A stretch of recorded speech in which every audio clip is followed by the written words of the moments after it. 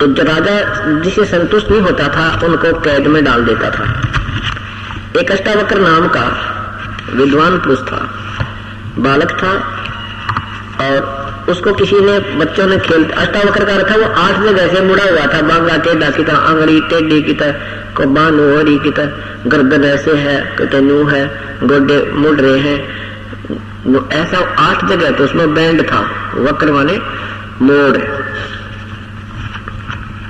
बच्चों ने उसको ताना मार दिया कि तू ऐसा है तो अपने बाप ने छुटवा ले, और राजा की कैद में पड़ा है। उसी दिन से उसने अपनी माँ से पूछा कि माँ मेरा पिता कहाँ है। माँ ने इसलिए नहीं बताया था कि कहीं ये बालक जिद्दी है और ये न चला जा, तेरे पिताजी को सजा हुई है। बच्चों से पता लगा कि तेरा पिताजी ज्ञान हार गया, इसलिए उसको कैद कर रखी है। तब अष्टावक्र जी वहां पहुंचे राजा के पास।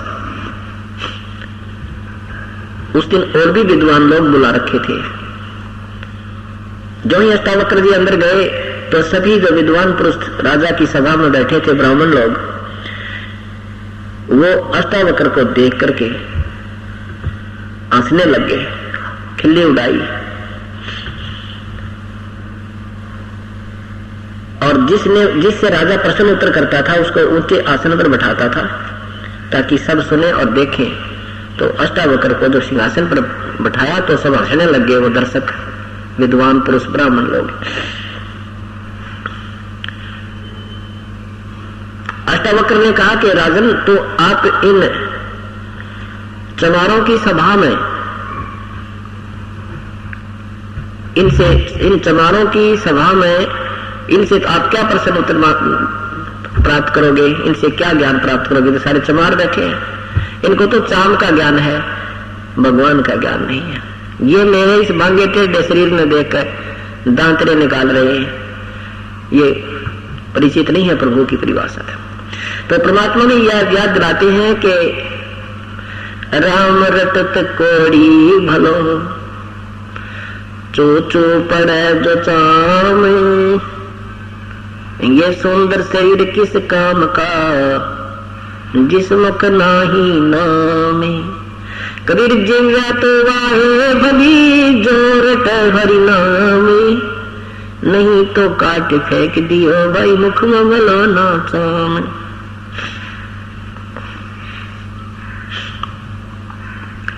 राम रटत दारिद्र भलो, टोटी घर की छान, वो सुंदर महल किस काम के, जहाँ भक्ति नहीं भगवान। कहते हैं परमात्मा की भक्ति चाहे गरीब तो गरीब आदमी करता हो, टोटे वाला भी करता हो, बिल्कुल दारिद्र है करता हो, वो भी प्रभु को बहुत प्यारा होता है। और उन सुंदर महलों में रहने वाले जो प्रभु नहीं बचते, वो अपना जीवन व्यर्थ करे। वो सुंदर महल, वो सरल महल किस काम के, जहाँ भक्ति नहीं भगवान। नाम सहित बेवतन भला, जो दर दर मांग भीखा। कितनी प्यारी महिमा कर दी। और क्या भया छत्तर की छाचा लाए, राजपाट धेली का।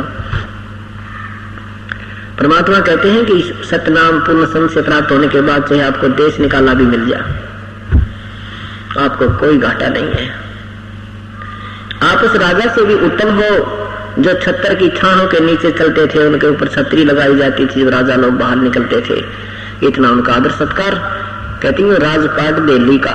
उस भक्त की, इस सच्चे नाम के उपासक के सामने पूरी पृथ्वी का भी कोई शासक है, इंद्र का राज भी कोई करता है, स्वर्ग का भी राजा है, तो भी वो बिगाड़ कर रहा है। बिगाड़ किसे कहते हैं?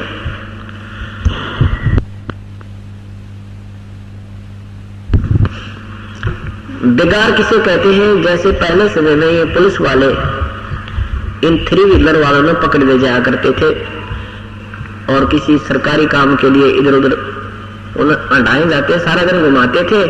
वो तेल भी अपने पास से डलवाता था, खाना भी अपनी जेब से खाता था, और 1 मिनट की फुर्सत नहीं होती थी। वहां चल, रात सुबह 6 बजे ले जाते, रात के 12 बजे छोड़ते।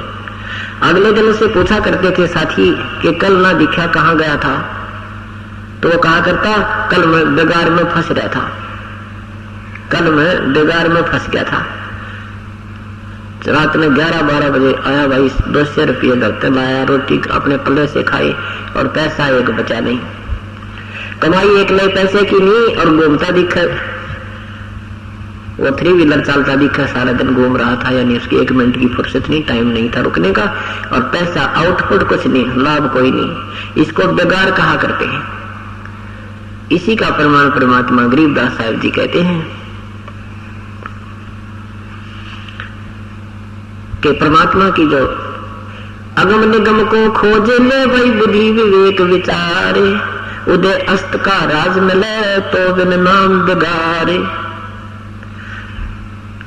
अगम निगम को खोज ले और जरा सी सोच विचार करो अपने दिमाग तय कि यदि सारी पृथ्वी का भी तुझे शासन मिल जा रहा है और ये नाम नहीं है तो बेगार है, तो बेगार लो रहा है। राजा को 1 मिनट की फुर्सत नहीं होती, कभी चैन राजा को नहीं होता, बेशक वो घुटी ला के बकवाद कर ले थोड़ी बहुत देर, दूसरी बात है ना दिन रात उसके पसीने आए रहा करें। क्योंकि एक छोटा सा घर का सदस्य मुखिया एक 5-7 परिवार के सदस्यों के पोषण में, पालन पोषण में, उनकी आवश्यकताओं को पूर्ण करने में कितना परेशान रहता है, और राजा के तो प्रजा पूरी उसकी संतान होती है, उसको बहुत दुख होता है। कहीं भी कोई अकाल गिर जावे, कितना कोई झगड़ा हो जावे, कितना आग लग जावे, कोई भूकंप तक दिक्कत आ जावे, और फिर अपने उस राजनीतिक तिगड़मबाजी का तो कहना है कि कितना परेशान रहता हो। इसलिए बताते हैं कि यदि उदय अस्त का भी तुझे राज मिल जाए, पूरी पृथ्वी का भी शासन आपको प्राप्त हो जाए, तो भी बिना भक्ति बिना सतनाम के वो बेगार है, बेगार।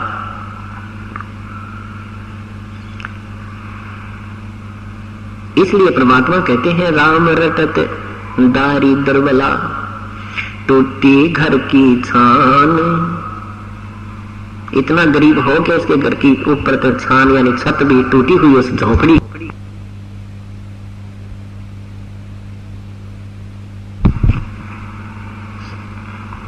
और वो सत भक्ति कर रहा है, तो परमात्मा कहते हैं वो सुंदर महल किस काम के, वो सोने के महल किस काम के, जहां भक्ति नहीं भगवान, जहां भगवान की भक्ति नहीं है। इसलिए कहते हैं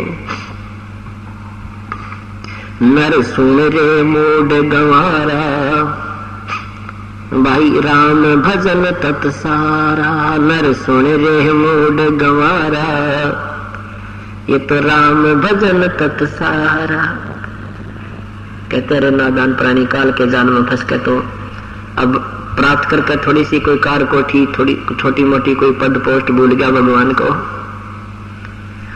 यहां अगर कोई चीज इस सृष्टि में सार है यानी वास्तविक है तो परमात्मा की भक्ति ही है, बाकी सब अवास्तविक है, नाशवान है, असथाई। नर सुन रे मूड गंवारा, राम भजन तत्सारा। राम भजन बिन बैल बनेगा, ये सुकर स्वान शरीरम। कौआ खर की दे धरोगे, मिटे नया तक सीरम। कीट पतंग भवंग होते हैं, गिद्दड़ जम्बक जूनी। बिना भजन जड़ वृक्ष कीजिए, पद बिन काया सोनी। भक्ति बिना नरखर एक है, जिन हर पद नहीं जाना। पार ब्रह्म की परख नहीं रे, पूज मेरे पाषाण। सथावर जंगम में जगदीशम, व्यापक ब्रह्म बिनानी। निरानंद न्यारा नहीं धर्ष दर्श, ये भुगते चारों खानी। तोल न मोल वजन नहीं आवे, अस्थिर आनंद रूपम। घटमट में तत् से तीन न्यारा, सोहम सत्य स्वरूपम। बादल छा ओस का पानी, तेरा ये उन्माना। 8 पतन कृत्रिम सब झूठा, ये रंचक सुख लिपटाना। निराकार निर्भय निर्वाणी, सुरत नृत नृतावे। आत्म राम अतीत पुरुष को, आत्म राम कबीर पुरुष को। गरीबदास न्यो पावे। कितनी प्यारी बात महिमा गाई है परमात्मा के। भक्ति ना करने से क्या क्या दुख होंगे इस प्राणी को ही याद दिलाया है। नर सुन रे मूड गवारा, भाई राम भजन तत्सारा। राम भजन बिन बैल बनेगा। हे भगवान, पुण्यात्माओं, जब तक हमारे अंदर भक्ति प्रवेश नहीं होती, अंतःकरण हमारा साफ नहीं होता, तब तक ये बातें हमें अच्छी नहीं लगती कि हम कैसे बैल बनेंगे, हम कैसे गधे बनेंगे, कैसे गधी बनेंगे, ठाठ हो रहे हैं, बड़ी मौज माचरी है, फैक्ट्री है, कोठी है, कार है, कैसे गधे बनेंगे। ये तो हमारी अपनी सोच है ना, ये तो एक बालक की सोच है। परमात्मा जो कह रहे हैं उस पर हमें विचार करना पड़ेगा। उन्होंने वैसे नहीं कहा। पहले इस दास को जब ये कहानी पूरी समझ में आई, अपने साथियों को भी बताते थे, दोस्तों को भी समझाते थे, लेकिन परमात्मा की तरफ सिगर सी आकत नहीं लगता, अग्रसर नहीं होता प्राणी। बेशक वो कितने श्रद्धालु भी हैं, हम इतनी ही भक्ति चाहते थे कि जैसे कहीं आत्मा जो पुकार करती थी, क्योंकि आत्मा का आहार परमात्मा की भक्ति, शुभ कर्म, धर्म आदि करना ही होता है, और मन का आहार बकवाद करना होता है। शराब पीना, मांस खाना, सिगरेट पीना, तमाशा देखना, धन जोड़ दौड़ कर इकट्ठे कर करके एक कोठी बना ले, दो बना ले, एक और बना ले, दो प्लाट ले ले, और फिर मृत्यु हो जा, फिर ये पशु बना पावे। उस कोठी की छाया में भी बाहर भी नहीं बैठ सकता ये नादान प्राणी। और मन का ये सांग है कि ये नूराजी की परमात्मा की भक्ति ना करे और ये ऊट पटांग कामों में ये आत्मा लगी रहे। जब आत्मा की पुकार होती थी, आत्मा की कई तरफ होती थी, तो इसको ले जाता था ये मन। कहाँ? मंदिर में धोख मार ले, गंगा जी में नहा ले, बेड़ा पार हो जाएगा, 7 बार हनुमान चालीसा कर ले, शुक्रवार का व्रत कर ले, मंगलवार का व्रत कर ले। और ये आत्मा बेचारी इस मन के बहकावे में आके लगी रहती थी। बस फिर गुट्टी भी ला ले, बीड़ी भी पी ले, ताश खेल ले, सिनेमा देख ले, वो भी पैरेलल काम चलता रहता था। तो परमात्मा कहते नहीं। अब पता लगा कि इस भक्ति मार्ग पर आए तो मन अब भी बकवाद करने की चेष्टा करता है, लेकिन अब आत्मा का आहार ज्यादा हो गया और मन का आहार बिल्कुल समाप्त ही हो चुका है। अब मन कमजोर हो गया, आत्मा तगड़ी होगी। अब ये इसकी बातों में आती नहीं। इसलिए परमात्मा हमें याद दिलाते हैं कि हम परमात्मा की भक्ति पर जब लगेंगे तभी हमें ज्ञान होगा। तो जब समझाते थे उन अनजानों को कि भाई भगवान की भक्ति कर लो, नहीं तो पशु बनोगे, बैल बनोगे, तो क्या कहते थे? किसने देखा भाई, किसने देखा आगे का क्या बनेंगे? चलो हमने नहीं देखा, संत बता रहे हैं। ये कोई बालक थोड़े ही थे, अनजान थोड़े ही थे, और इन्होंने देखा, इनकी आंखें थी, हम अंधे हैं। और अंधों को कोई आंखों वाला बताता है, उसकी वो मानता नहीं, और उसके आंख है नहीं और स्पीड खींच रहा, चल रहा स्पीड पे। तो रास्ते में कोई सूरदास जा रहा था, आगे से किसी ने बताया कि भाई इधर कहाँ जा रहे हो? ये तो आगे बहुत भयंकर वन है और इसमें एक बार सूरदास प्रवेश कर गया तो तेरा जीवन व्यर्थ है। कोई हिंसक जानवर खा जाएंगे और नहीं तो उसमें आवाजें लगा लगा मर जाएगा, तुझे रास्ता नहीं मिलेगा, वापस आ जा तू। अब इस सूरदास को यानी इस अंधे को ये सोचना चाहिए था कि आंखों वाला तेरा हितैषी है, ये इसलिए कोई दुश्मनी नहीं तुझे जो मार्गदर्शन कर रहा है कि ये रास्ता जिस तू जा रहा है ये ठीक नहीं है, बड़ा भयंकर है। तो उस अंधे को चाहिए कि वो उसकी कहते ही पूछे भी कौन सा रास्ता ठीक है, मुझे उस रास्ते बता दो, वो रास्ता मुझे बता दो, मैं उधर चला जाऊंगा। इतना ही काम चाहिए था बस। और वो अंधा कहे कि किसने देखा है, देखी जागी दो होगी, आगे का किसने मेरा, जान दे मुझे मत रोक। ये कोई बात समझदारी की, इस नादान की? आगे क्या देखेगा वो, जो है जानवर खा जाएंगे तुझे। ऐसे ही वो लोग कहा करते थे कि आगे का किसने देखा, लोगों देखी जाएगी। वो कारण ये था कि श्याम की गुटी छूटे ना, कोई सिगरेट पीता है, बीड़ी पीता, तंबाकू प्रयोग करता, वो छूटती ना। श्याम में सिनेमा वगैरह देखे, इधर उधर बकवादा में जाते हैं, वो छोड़नी पड़ेगी क्योंकि परमात्मा की भक्ति करनी है। तो इन बुराइयों से दूर होना ही पड़ेगा। अब किसान खेत में बीज बीजता है तो जमीन को साफ पहले करेगा ही करेगा। और वो नौका में बीज नहीं बीजा जाता ना उसकी फिर उपलब्धि होती। तो ये अंदर जो हमने अपने अंतःकरण में ये धूम्रपान, शराब पान, मदिरापान, मांस आहार, ताश खेलना, सांग सिनेमा, बकवाद गढ़ना, सारा दिन रात्रि काटना, इधर की उधर चुटकुले सुनाना और सुनाना, ये जो कुबाड़ भर रखा है ये साफ करना पड़ेगा। और इसमें भी परमात्मा आपको बहुत सहयोग देगा, क्योंकि जीव के बस का नहीं है कि वो एक बीड़ी भी छोड़ दे। शिक्षा देने वालों की कमी नहीं, विद्यार्थियों को अध्यापक भी कहते हैं बीड़ी नहीं पीनी चाहिए, शराब भी नहीं पीनी चाहिए, मांस नहीं खाना चाहिए। ऐसे ऐसे माता पिता भी बच्चों को शिक्षा देते हैं, पर असर किसी का नहीं होता। क्यों नहीं उनका अमल असर क्यों नहीं होता? क्योंकि उनकी शब्द में शक्ति नहीं होती।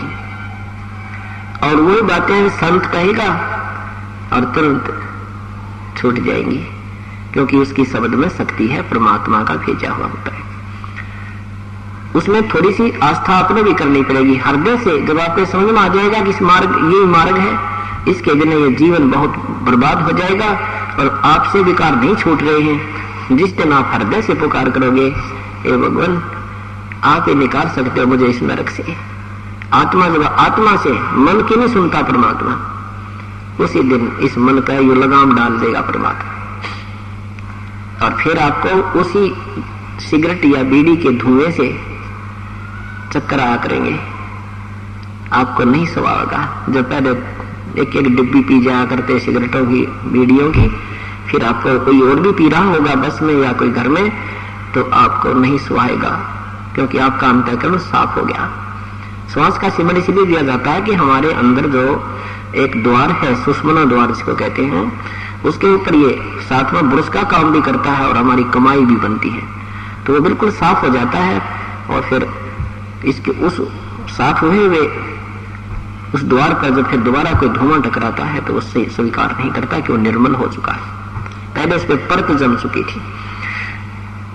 इस प्रकार परमात्मा आपको पहले बुराइयों से भी छुटवाएगा, फिर भक्ति भी कराएगा। तो वो क्या कहते थे कि भाई किसने देखा, देखी जाएगी। बता फिर देखी के जाएगी, गधा बने पाचा, हम क्या देखेंगे? फिर तो कुमार देखेगा, 2.5 मन का बोरा कमर पर लठ मारेगा, सुबह लेकर शाम तक, सुबह से शाम तक आहार की भी, उसको आहार का भी समय नहीं मिलेगा। देखना था घर बुराई छोड़, लाग भगवान के चरणों में बेड़ा पार करा अपना फिर अपने बच्चों का। देखना तो ये होता है, फिर क्या देखेंगे? यहाँ यही बताना चाहते हैं, राम भजन बिन बैल बनेगा, सोकर स्वान शरीरम, कौवा खुरकी दे गरोगे मिटे नया तकसीरम। ये तकसीरम, ये दुख, ये झंझट तुम्हारे जान का फिर कभी नहीं मिटेगा। ये तो मानुष जीवन में ही इसका समाधान हो सकता है। कीट पतंग भंग होत है, गिद्दड़ जम्बक जोनी, बिना भजन जड़ वृक्ष कीजिए, पद बिन काया सुनी। बिन भक्ति नर खर एक है, जिन हर पद नहीं जाना, पार ब्रह्म की परख नहीं, इब पूज मरे पाषाण।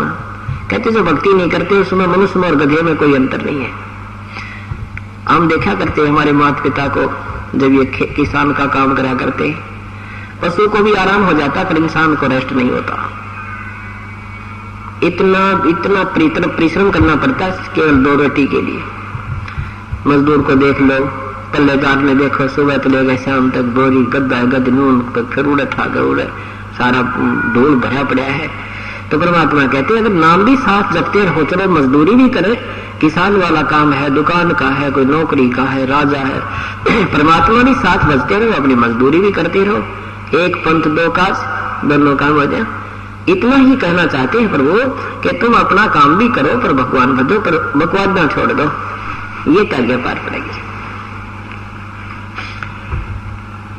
तो क्या बताते हैं कि तुम भक्ति भी करते हो। अब पल्लेदार में और गधे में के अंतर है भाई। और हम ना जाने कितनी बार पल्लेदार बने होंगे, कितनी बार पशु बने, कितनी बार पक्षी बने, राजा बने, परंतु जन्म मृत्यु का ये रोग नहीं कटा। कर्म भोगने का जैसे भी किए हैं वैसा ही आपको मिलता रहता है। ये विधान है इस काल के लोक का, एक ब्रह्मांड का, 21 ब्रह्मांड का, और 7 संग ब्रह्मांड तक यही विधान है। लेकिन सतलोक के अंदर ये विधान नहीं है। और वो परमात्मा यहाँ आकर के हमारे पापों को भी अपनी विटो पावर अपनी शक्ति से नष्ट कर सकता है। और जब तक हमारे पाप नष्ट नहीं होंगे तो भोगने से पूरे कभी नहीं हो सकते। एक जीवन में हम पाप पुण्य करते हैं, एक पाप हो जाते हैं करोड़ एक दिन में, और दोनों भोगने पड़ेंगे। ये तो परमात्मा पूर्ण ब्रह्म की शरण में आने के बाद फिर इन पाप कर्मों के ढेर में आग लगा देगा। कबीर परमात्मा क्या कहते हैं, जब ही नाम हृदय धरो, जब ही नाम हृदय धरो, भयो पाप को नासे, मानो चिंगी अग्नि की पड़े पुराण गासे। जैसे बहुत बड़ा ढेर पड़ा हो घास का, कई एकड़ का, और वो कहीं रखने का ठिकाना ना, उसने कहाँ रखे, वो जगह भी खराब कर दी उसने। कहते इतने अगर आपके पाप हैं, ये सुख के आपके वहां रखे हैं संचित कर्म प्रभु के दरबार में, आपके अकाउंट में, वो आपको भोगने पड़ेंगे। कब तक? जब तक आप पूर्ण परमात्मा की शरण में नहीं आ जाओगे, पूर्ण संत के माध्यम से। जब पूर्ण संत के माध्यम से परमेश्वर कबीर साहब की शरण में आ जाएंगे, फिर आपका जब हृदय से पुकार होगी, हृदय में कहते जब ही नाम हृदय धरो। हृदय धरण का मतलब है सच्चे दिल से स्वीकार परमात्मा ने कर लोगे कि आपके बिना परमात्मा मेरा कोई नहीं है। जिस दिन आपकी स्थिति आ जाएगी, बंदी छोड़ दयाल जी तुम तक हमारी दौड़ी, जैसे कागज जहाज का अब सोजत और न ठोरी।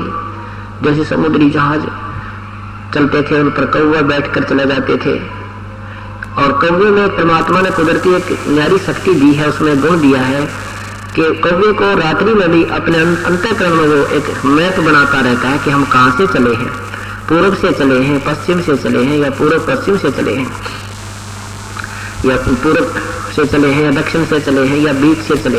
यानी उसके अंदर एक ऐसा गुण है कि जब सूर्योदय होगा तो उसको याद रहता है कि हम इधर से आए।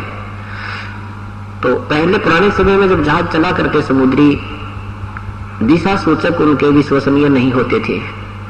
क्यों नहीं होते थे? क्योंकि बीच में कई चुंबकीय चट्टानें आ जाती थी, जिस कारण से वो उनका इंस्ट्रूमेंट वो दिशा सूचक गड़बड़ी कर देता था। उसको भी उन्होंने चेक करना होता था, उसका निरीक्षण करते थे कि ये सचमुच हम ठीक दिशा में जा रहे हैं कि नहीं। उसके लिए भी उस कौवे का प्रयोग करते थे जहाज के चालक। सुबह क्या करते थे, कौवे गदला मार देते, पत्थर मारते, उसको उड़ा देते, विवश कर देते जहाज से उड़ने के लिए। अब कौवा उस दिशा को चलता था जिस दिशा से वो चले थे, यानी पूर्व से चले थे तो कौवा पूर्व को ही सीधा पूर्व की तरफ उसकी उड़ान शुरू होगी, स्टार्ट तरह से होगा।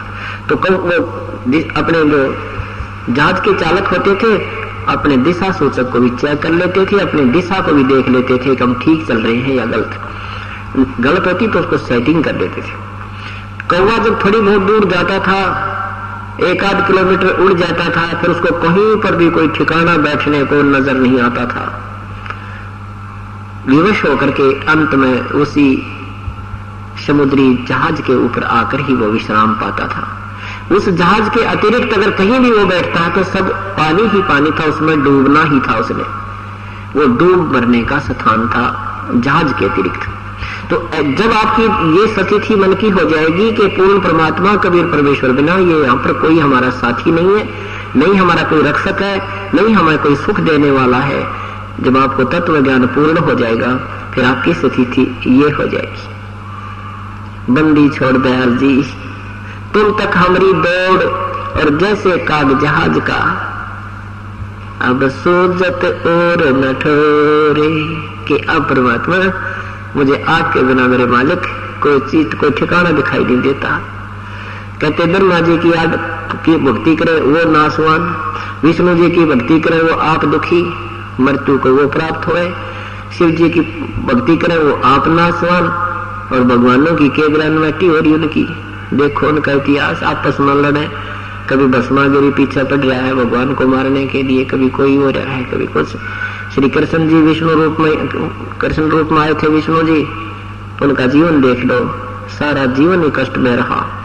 तो यहाँ जब सारी सतिथि से परिचित होने के उपरांत फिर एक कबीर परमात्मा दिखेंगे जिसकी आड़ पकड़ के परमात्मा गरीबदास साहब कहते थिर पकड़ थिर होई।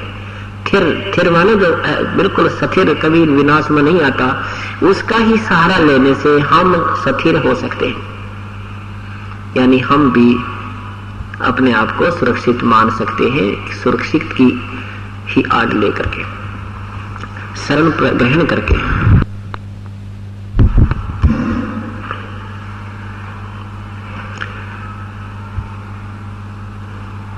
तो उसमें कहते हैं जब ही नाम हृदय धरो भयो पाप को नासे। जब आपके दिल में आ जाएगी, कहती आत्मा पुकार न्यारी होती है, मन की बकवाद न्यारी होती है। जिस दिन आपने आत्मा जब आपकी रो के मालिक से अर्ज करेगी, क्योंकि ये आत्मा का पिता है, ये अपनी आत्मा को रोती नहीं दे सकता, पर यार रोती है कोई ना उसके लिए। या तो बेटा न रोए, का बेटी न रोए, का कार न रोए, का कोठी न रोए, ये मन रोएगा से इसने। और वो परमात्मा ने विधान बना रखा है, जैसा तेरा कर्म है वही दूंगा। और इस शरण में आने के बाद फिर बेटे बेटों के लिए भी तो आत्मा रोएगी, इनको भी सुख देगा ये, पर उसमें अंतर्भाव होगा। आपकी कमाई से उधर कन्वर्ट किया जाएगा जो बच्चे नाम नहीं ले रहे, और जो बच्चे भी साथ में नाम ले रहे हैं, फिर हो सकता है कोई ना फिर थोड़ा बहुत क्रेडिट दे भी देंगे तो कोई दिक्कत नहीं आती, लेकिन हम समझदार हो जाएंगे, बच्चों को उतना ही देंगे जितने नहीं हो सकता है। जैसे पिता के पास 20 लाख रुपए है और बच्चा मांग रहा है, तो उसने कहने 20,000 देगा, वो भी कई बार मांग लेगा, जो कोई दिक्कत नहीं हो सकता, देखी तो दे दे। ऐसे ही जब आप भी और बच्चे भी लाइन पर लग रहे हैं, भक्ति कर रहे हैं, उनके ऊपर कोई आपत्ति आती है और आप भी पुकार कर दोगे अंतःकरण से, रो के भगवान आपका बालक है देखिए, यानी आपने संकेत किया, लेकिन उसमें आपका भी क्रेडिट उधर से दे देगा भगवान। आपकी कमाई से भी उस बच्चे को राहत दे सकता है, दे देगा। चाहे नाम ना ले रहा उसको भी दे देगा, लेकिन आपकी कमाई खत्म होने लग जाएगी। तो इस प्रकार हम फिर सियाने, पहले तो हम करेंगे ऐसे डाइवर्ट, उस करने से हमें तुरंत पता लगेगा मेरे बेटे की जान आज मेरी पुकार से कबीर परमात्मा ने बचाई है, ऐसा आपको प्रमाणित कर देगा। फिर आप सियाने हो जाओगे, बड़े हो जाओगे, फिर समझने लग जाओगे कि नहीं, बच्चे को ही कहेंगे बेटा भगवान याद करे, पुकार कर भगवान के आगे, फिर उसी के क्रेडिट उसी को मिलेगा। और फिर उसके पास एक विक्टर पावर भी है,